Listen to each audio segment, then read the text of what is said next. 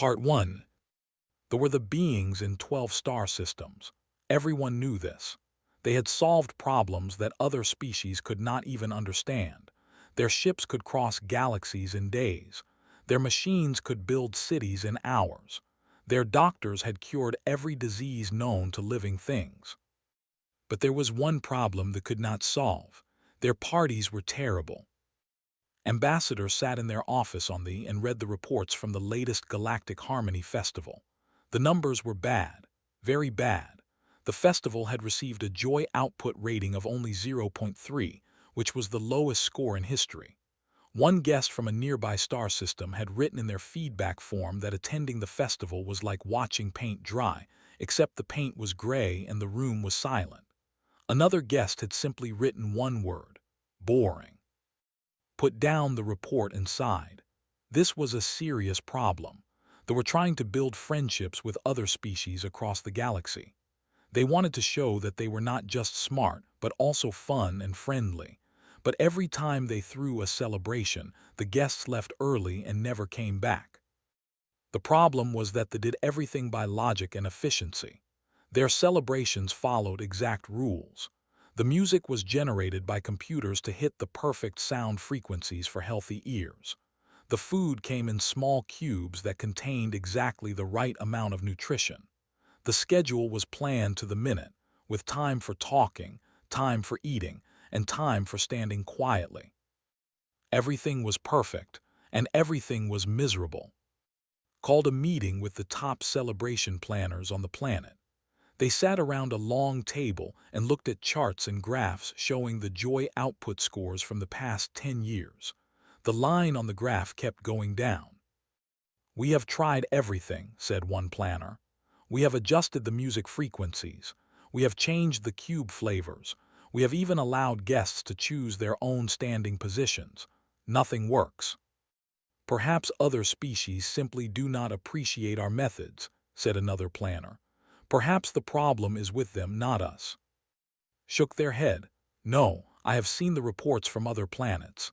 Other species have celebrations with joy output scores of 8 or 9. Some even reach 10. They know something we do not." The room fell silent. This was hard for the two to accept. They were not used to being worse at something than other species. Then one junior researcher spoke up from the back of the room. "Ambassador, I have been studying long-range cultural signals. There is a planet in a small star system that produces very unusual celebration data. Their methods make no logical sense, but their joy output readings are extremely high." "Show me," said. The junior researcher put the data on the main screen.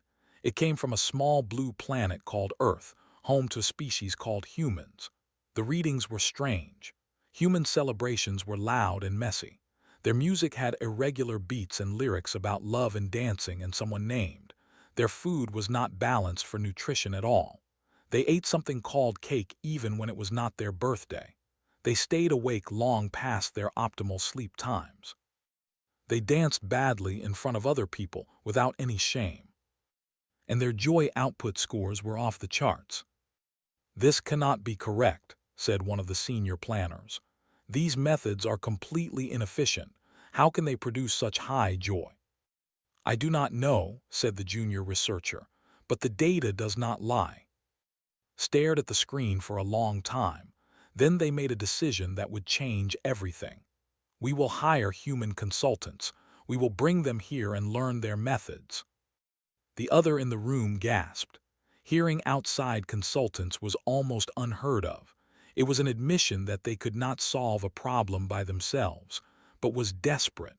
The future of diplomacy depended on throwing better parties. The message was sent through complicated channels, bouncing from satellite to satellite across the galaxy, until it finally reached a small office in a city called Cleveland, on the continent called North America, on the planet called Earth. Was drinking her morning coffee when she opened her email and nearly choked. She had been running a party planning business for 15 years. She had organized weddings and birthdays and retirement parties. She had once planned a celebration for a man who wanted to throw a party for his dog. She thought she had seen everything. but she had never received a message from another planet. The email was very formal. It explained that the Diplomatic Council was seeking consultation services for the optimization of celebratory protocols. It mentioned interstellar travel arrangements and cultural exchange agreements. It offered a budget that made eyes go wide. She picked up her phone and called her business partner, was the calm one. He handled difficult clients and impossible schedules. He never panicked. Said, "I think we just got a job offer from aliens." There was a long pause. "It's too early for jokes." "I'm not joking. Check your email." She waited while opened the message. She heard him take a deep breath, then another, then a third. "Okay," he said slowly. "I'm going to need more coffee before we talk about this." 2 weeks later, after many video calls with government officials and scientists and people in dark suits who would not give their names, and stood on a launch pad looking at a ship that looked like a giant silver snowflake. It was beautiful and strange and completely real. A tall, thin being walked down the ramp to greet them. Their skin was a soft purple color. Their eyes were large and golden. They moved with perfect grace, like a dancer who had practiced every step 1,000 times. "Welcome," said the being. "I am Prime. I will be your liaison during your time with us. We are grateful that you have agreed to share your expertise." Tried to act professional, even though her heart was beating very fast. "Thank you for having us. We're excited to help." "We have prepared optimal quarters for your stay," said Prime. "Your rooms have been set to the correct temperature for human comfort. Your food has been prepared according to human nutritional requirements. Your consultation schedule has been divided into 14-minute sessions with mandatory rest periods between them." And looked at each other. Already they could see the problem. Everything was planned. Everything was controlled. There was no room for surprise or spontaneity or fun. "That sounds very organized," said carefully. "But I'm curious. When was the last time you did something just because it felt right? Not because it was scheduled, but because the moment called for it?" Prime's golden eyes blinked slowly. Their translation device made a small clicking sound, like it was trying to process words that did not compute. "I do not understand the question," they said finally. "All actions should be scheduled for maximum efficiency. Unplanned actions lead to chaos." Smiled. She was beginning to understand what they were dealing with. They were brilliant, but they had organized all the joy out of their lives. They had forgotten, or perhaps never learned, that sometimes the best moments come from letting go of the plan. "Don't worry," she said gently. "That's exactly what we're here to help with." Prime led them onto the ship, and as the doors closed behind them, felt a mix of excitement and nervousness. She had planned hundreds of parties in her life, but nothing like this. She was about to teach an alien civilization how to have fun. She hoped she was ready. The ship rose silently into the sky and then shot forward faster than anything had ever experienced. Through the window, she watched Earth grow smaller and smaller until it was just a blue dot among the stars. Somewhere out there, a whole civilization was waiting to learn the secret of human joy, and was going to teach them, one dance move at a time. Part 2. The journey to the took 3 days, and spent most of that time watching and learning. They noticed how they did everything with careful precision. Meals arrived at exactly the same time each day. The lights dimmed at exactly the same hour each night. Even casual conversations seemed to follow invisible rules about length and topic. By the time the ship landed, had a clear picture of the challenge ahead. They were not cold or unfriendly. They simply did not know how to let loose. Prime gave them a tour of the capital city. The buildings were tall and beautiful, made of materials that shifted colors in the light. The streets were clean and quiet. Everything worked perfectly. But there was no music playing anywhere. No children running and laughing. No signs of life beyond pure function. "Your city is impressive," said, "but where do people gather to have fun?" Prime tilted their head. We have designated recreation centers where citizens can engage in approved leisure activities. The schedule is posted on public information screens. Approved leisure activities, asked, like what? Quiet reflection, efficiency puzzles, calming visualization exercises. Tried not to wince. What about dancing, or games, or just hanging out with friends and talking about nothing important? The translation device clicked again. Talking about nothing important serves no function. All conversation should have a purpose. This was going to take some work. The next morning, they began their first official consultation session, and a team of celebration planners gathered in a large meeting room to learn from the human experts. They all had devices ready to take notes. They all sat with perfect posture. They all waited silently for the lesson to begin. Started with something simple. Today we're going to talk about music. On Earth, music is one of the most important parts of any celebration. It makes people want to move and sing and feel happy. She pulled up a playlist on her portable device and connected it to the room's speakers. She had chosen songs carefully, picking ones with strong beats and joyful energy. The first song was September by Earth, Wind, and Fire. The music filled the room. It was bright and bouncy and impossible to ignore. Found herself swaying slightly, as she always did when this song played. She looked at to see their reaction. They sat frozen. Their large eyes stared at the speakers. Some of them had their mouths slightly open. None of them moved at all. When the song ended, there was complete silence. "This music is very unusual," said slowly. "The rhythm is not consistent. The lyrics reference a specific date in September but provide no useful information about that date. I do not understand its purpose." "The purpose is to make you feel good," explained. "To make you want to dance and smile. Did you notice any physical sensations while listening?" They looked at each other uncertainly. Finally, Prime spoke up. "I noticed that my body wanted to move in unusual ways. My head wanted to go up and down. My hands wanted to create a clapping motion. It was very strange."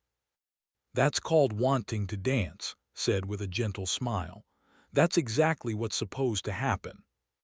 But my body has never done this before. Is this normal?" "Completely normal. In fact, it means the music is working. Your body is responding to the rhythm, even though your mind hasn't given permission. That's the magic of good music." They looked troubled by this idea. They spent the next hour asking technical questions about sound frequencies and tempo patterns, trying to find the logical formula for joy. Patiently explained that there was no formula. Good party music just felt right. It could not be calculated. After the music lesson, they moved on to food. This proved even more confusing. "On Earth, party food is not about nutrition," explained. "It's about pleasure.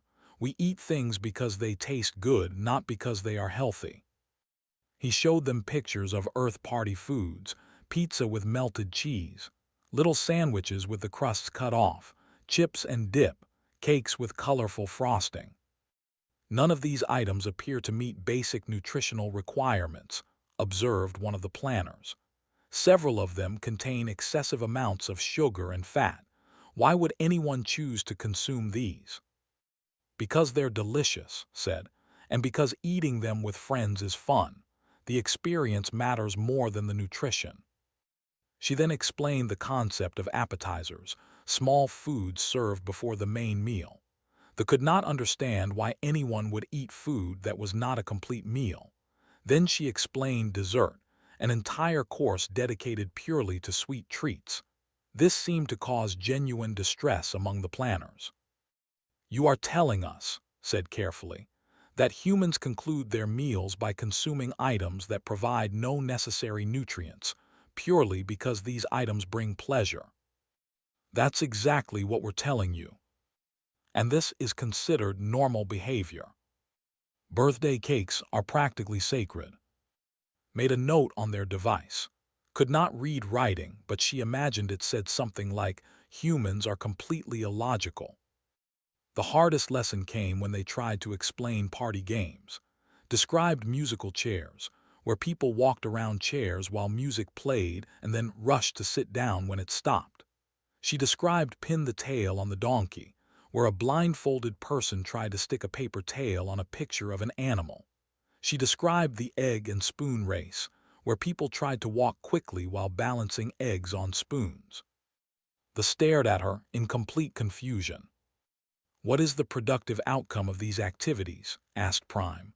"What skill do they develop? What knowledge do they impart?" "None," said cheerfully. "They're just fun. People laugh and play and act silly together. That's the whole point." "But if there is no productive outcome, why would anyone participate?" "Because laughing with your friends feels good.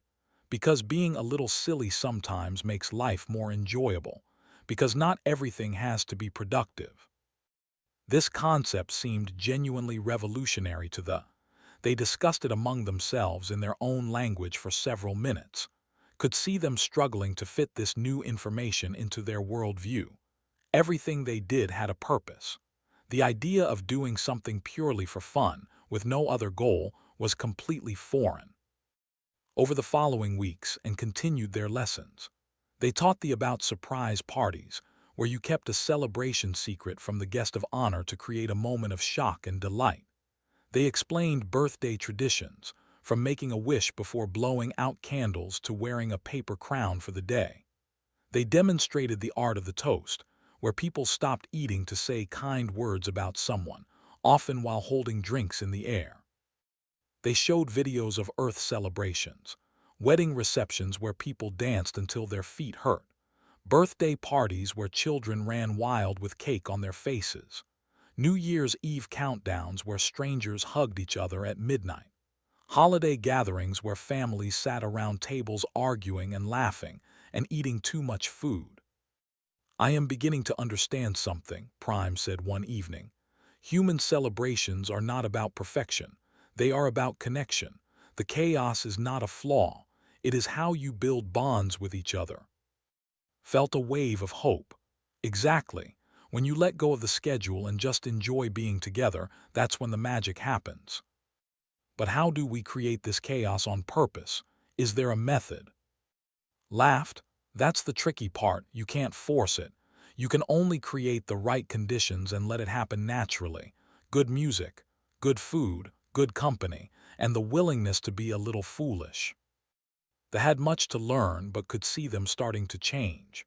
Some of them had begun swaying slightly when she played music. A few had tried human snacks and admitted they were enjoyable, even if not efficient. One young planner had even told a joke, though it was technically a mathematics pun. They were getting there, slowly, awkwardly, but surely. The biggest test was coming. The Galactic Reunion Festival was only a month away. Representatives from nearly 50 species would attend. This was the chance to prove they could throw a real party. Looked at her strange new students and felt a mix of pride and nervousness. They had learned so much, but old habits were hard to break. When the pressure was on, would they remember to let go and have fun? Or would they fall back into their old patterns of rigid control? She would find out soon enough. Part 3. The day of the Galactic Reunion Festival arrived, and woke up feeling sick with nerves. She had helped plan hundreds of events in her career, but nothing like this. The fate of diplomacy rested on whether beings from 47 star systems would have a good time at a party. No pressure at all. She and were given seats in an observation area above the main venue. Their job today was only to watch. They had insisted on running the festival themselves.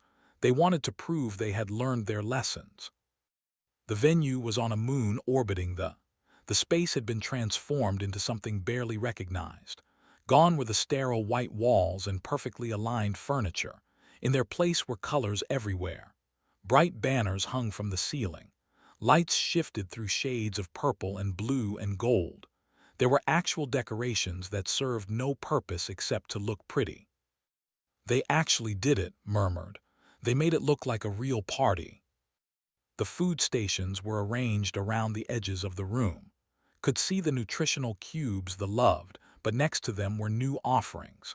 There were bowls of small, colorful items that looked like candy. There were trays of finger foods in various shapes.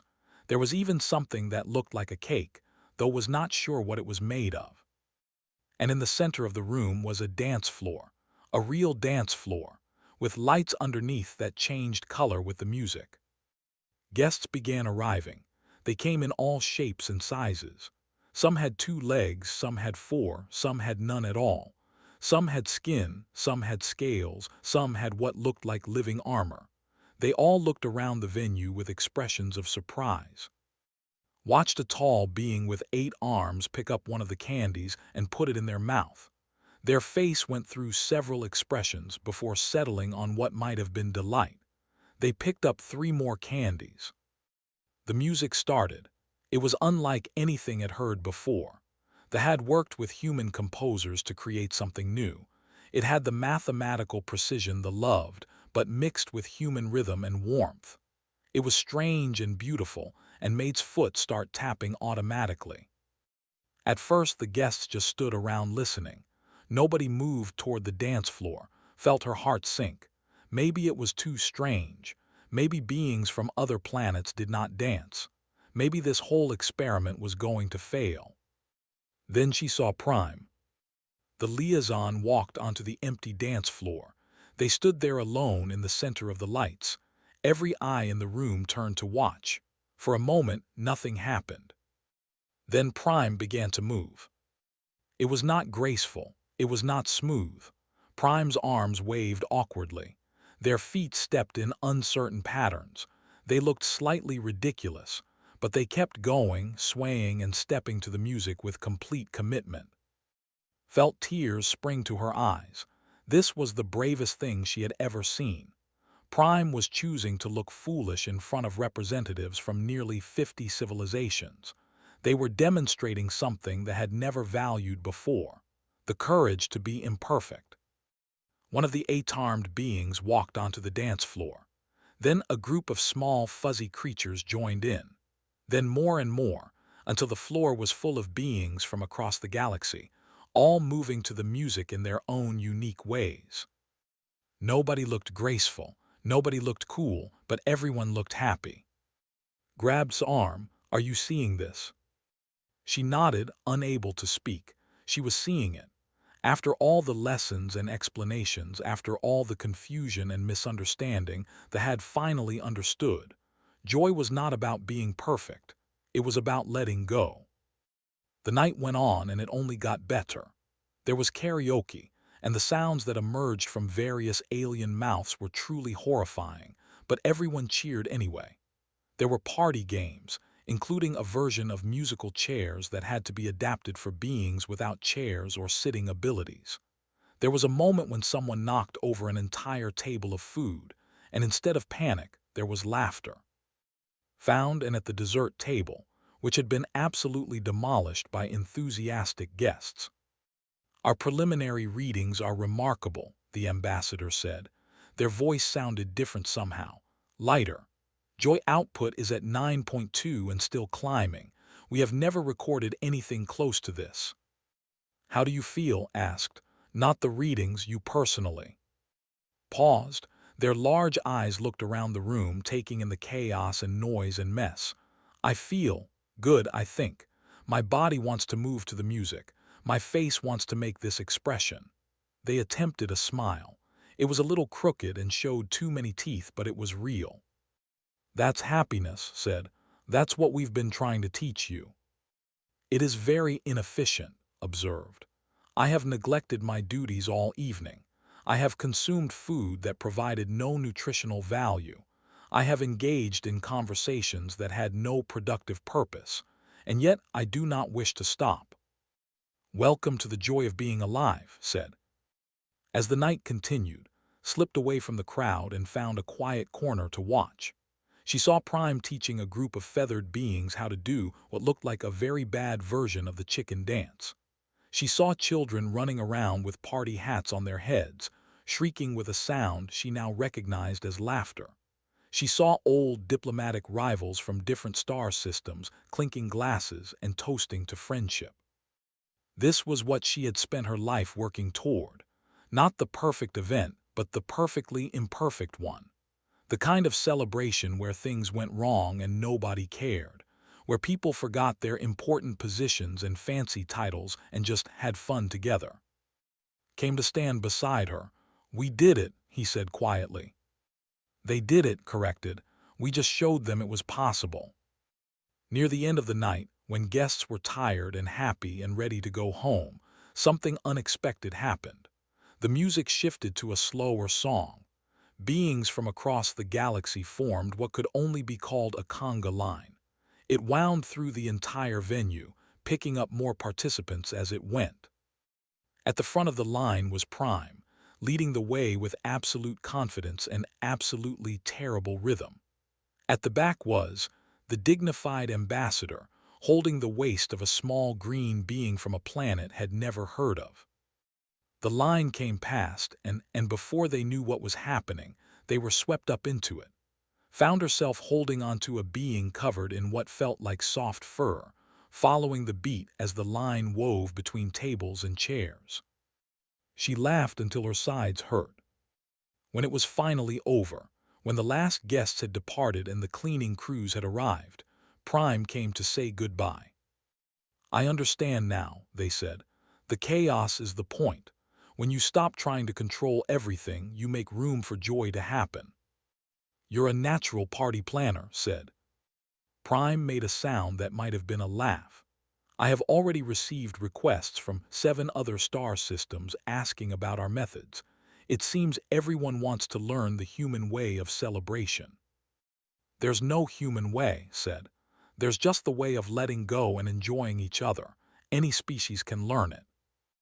Their ship was waiting to take them home.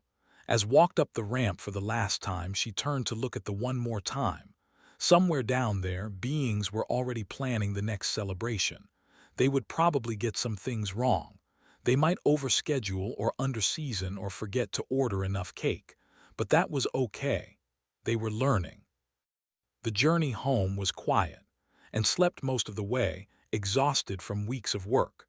When they finally landed back in Cleveland, the city looked small and familiar and wonderful. "So," said as they walked toward the exit, "what do we do now? Go back to planning retirement parties and birthday dinners?" Smiled. "Actually, I got a message while we were sleeping. The collective wants to talk to us. Apparently their celebrations are too rigid and their citizens are unhappy. They've heard about what happened with thee and they want help." Stopped walking. "You're joking." "I'm not. They offered a budget that would make the look cheap. But that would mean more interstellar travel, more months away from home, more trying to teach aliens how to throw a party." "Yes," agreed, "it would mean all of that." They stood there for a moment considering, then grinned. "When do we leave?" Far across the galaxy on the Prime was teaching a group of young ones how to play musical chairs. The children squealed and ran and fell over each other in their excitement. It was messy and loud and perfectly wonderful. Joy, it turned out, was contagious. Once it started spreading, it was very hard to stop. And for the first time in history, nobody wanted it to stop at all.